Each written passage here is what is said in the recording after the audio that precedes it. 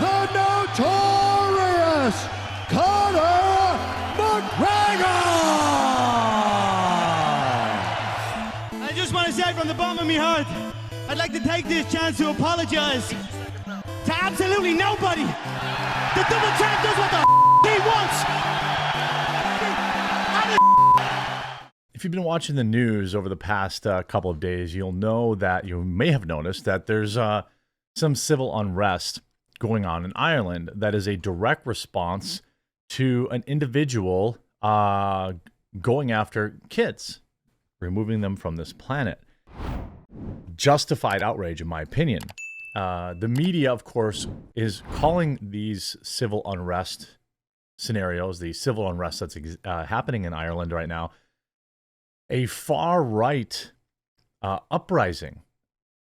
Now, if getting upset about some lunatic going after kids makes you far-right, I guess sign me up. Now, I don't like to point out that, I don't like, it doesn't, I wish I didn't have to point these things out, but I'm going to be very, it's just true. It's time to, we're getting into 2024. It's time to say some true things. If these civil unresters, were not white, they would be called heroic, fiery, but mostly peaceful.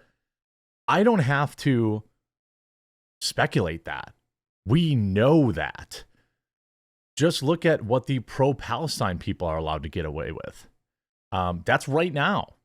How about the BLM? Fiery, but mostly peaceful. Burn down cities, right?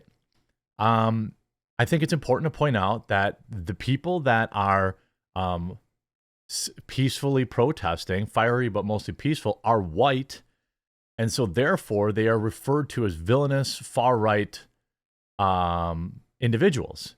Again, this is a response to some lunatic going after kids in an attack. It wasn't like, some small thing.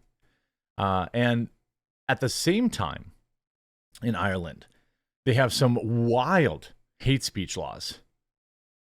This is probably one of the most frightening, developments in terms of a direct attack on freedom of speech. A direct, I don't really know how to describe it, but just a direct, this woman, this politician seems like a Nazi. Unironic. You see, language being proposed in law in Ireland means you could literally happen to you for having a meme on your phone. Yeah.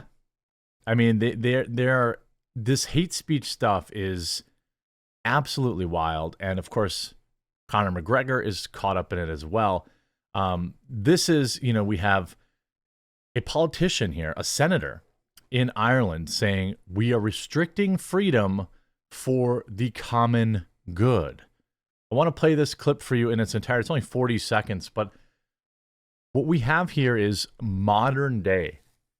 This is just modernized words, using things like hate speech, which isn't a real thing. There's no such thing as hate speech, right? People here in America, where I live, they're starting to wake up a little bit. But ultimately, they sit here in America and think this stuff will never happen here. Well, then it trickles across the ocean, and where does it go? Canada, right? So then it starts over in the UK, Europe, then it gets to Canada, and then it comes here. There are absolutely politicians sitting in Congress right now that believe that hate speech is a thing and believe that our First Amendment should be infringed to protect people. Think about it. All law, all legislation is about the restriction of freedom. Yeah, if you think about it, every law, okay, great, I'm an anarchist now. That's exactly what we're doing here, is we are restricting freedom, but we're doing it for the common good. You will see throughout our Constitution, yes, you have rights, but they are restricted for the common good. If you put a little one of those little mustaches on this chick, and had her dress a little bit better without her with pants that fit her that aren't containing her. Well, I'm not going to go down that road. This is a literally Ethan Klein's. You don't even have to think about it, dude. Just submit. And by the way, this is being done under the guise of that it may make people uncomfortable. Words. Everything needs to be balanced.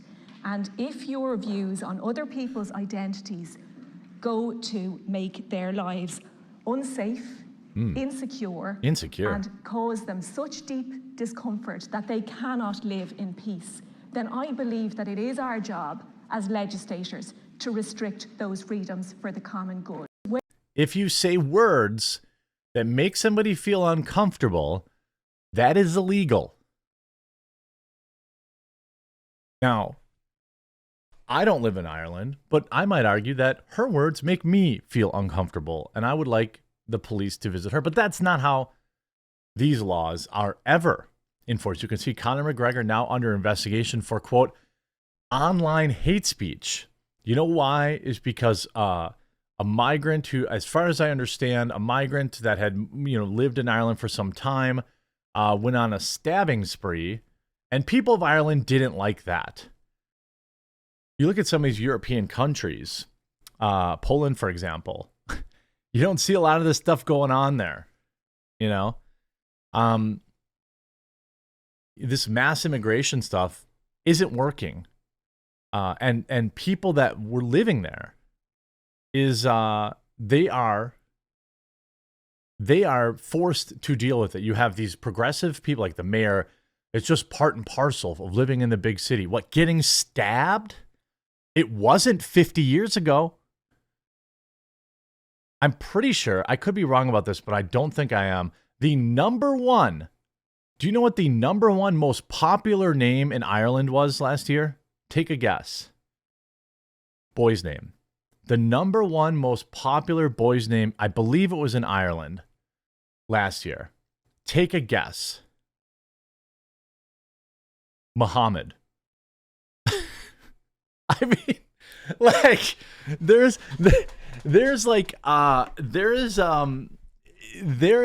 how do I say, like, there's immigration, and then there's the number one name in Ireland being Mohammed. I don't know what you would call that, but it ain't, immigration. Mohammed McGuinness. That is the number one name there. As I believe I read that. Now, if I'm wrong, correct me, but I'm pretty sure I read that. The number one name is Muhammad. Now, if that's true, it's in the top 5 in Europe altogether, I believe. So to be more specific about the Muhammad name, it is according to the study says the most recent baby name statistics for babies born in Ireland revealed that Muhammad is the number one name for baby boys born in Galway City. Now, Muhammad, I believe, is the most popular name in the world, in general. But you don't really think about a lot of Muhammads in Ireland. I think it's wild, right? So, as somebody who lives in Ireland and sees what's happening, right? So McGregor is one of Ireland's most famous citizens with approximately 60 million followers on Instagram and X, and weighed in on the incident on social media saying, Ireland, we are at war. It sure seems like it. With factoids like that, one could understand why people in Ireland might feel they are being invaded and that their culture is being enriched.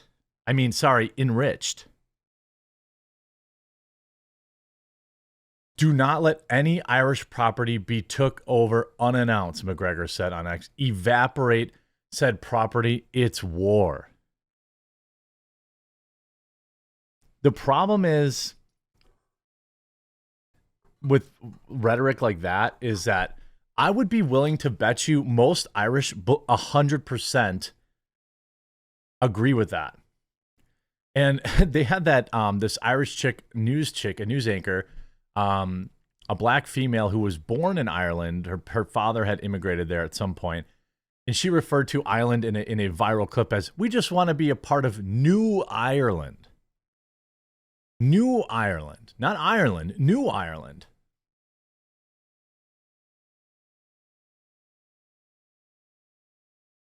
So again, 500 fiery but mostly peaceful individuals. By the way, shame on the Daily Wire calling them rioters. They weren't.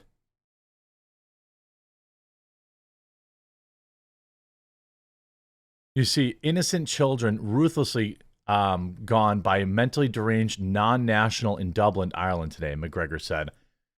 Our chief of police had this to say on the aftermath. Drew, not good enough.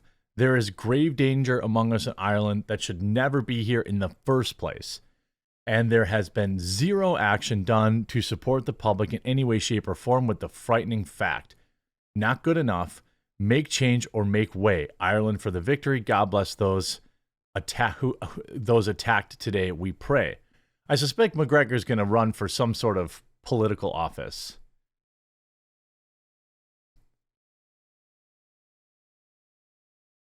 And now he's under investigation for that. McGregor responded, so the Sunday World Reporter, Minister of Foreign Affairs, don't really care, said that speaking against mass immigration in Ireland is essentially inciting hate. And such remarks of that type are absolutely disgraceful. Although Martin did not specifically name McGregor in his remarks, he claimed that voices like McGregor's are isolated and inciting hate to some degree. Incitement is unacceptable. I do not believe that Conor McGregor's voice is isolated. McGregor responded to Martin, referencing a Slavic national who was reportedly found guilty last week of another McStabbin. Blame anyone but themselves, McGregor said. Typical, worthless and spineless. Ryan Casey called you out last week, grieving this love of his life, stolen by pawn scum. I don't know what that means. Nothing but waffle.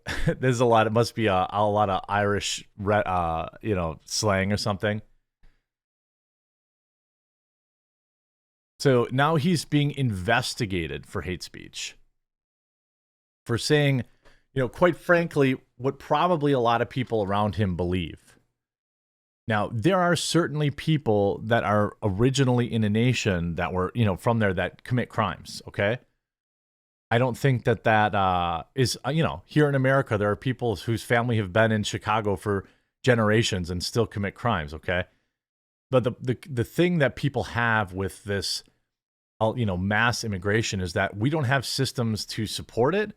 They come here, they have no money, and they don't have very little choice to then commit crimes. I mean, they just took up, 300 migrants in the San Diego airport.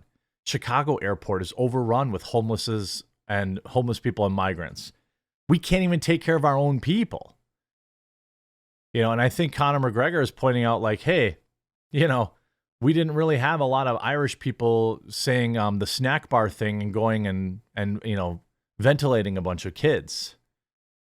And so it's going to be interesting to see. Again, these hate speech laws are meant to get people in line, to not allow people to speak out. Police investigating Conor McGregor over riot tweets. I mean, for what? Look what they did to Tommy Robinson. Yes, I think he was just arrested too. I think he's out today. But things are getting pretty spooky. You see, again, Conor McGregor tortures Ireland's PM over response to Hamas's release of child hostage because he doesn't reference Hamas, as far as I remember in this state. She was abducted by an evil terror organization. What is it with you and your government and your paid-for media affiliates constantly downplaying, attempting to repress horrific acts that happen to kids? You are a disgrace. This day after a stabbing also happened to kids in Ireland. And you see the tweet itself even got community noted. Emily, you see, this is a day of joy and relief for Emily Hannon and her family, an innocent child who was lost but now found. So they went out of their way to say, oh, no, she wasn't lost. She was a hostage of Hamas. And so he got community noted. Pathetic. It's only going to get worse, too. That's the messed up part.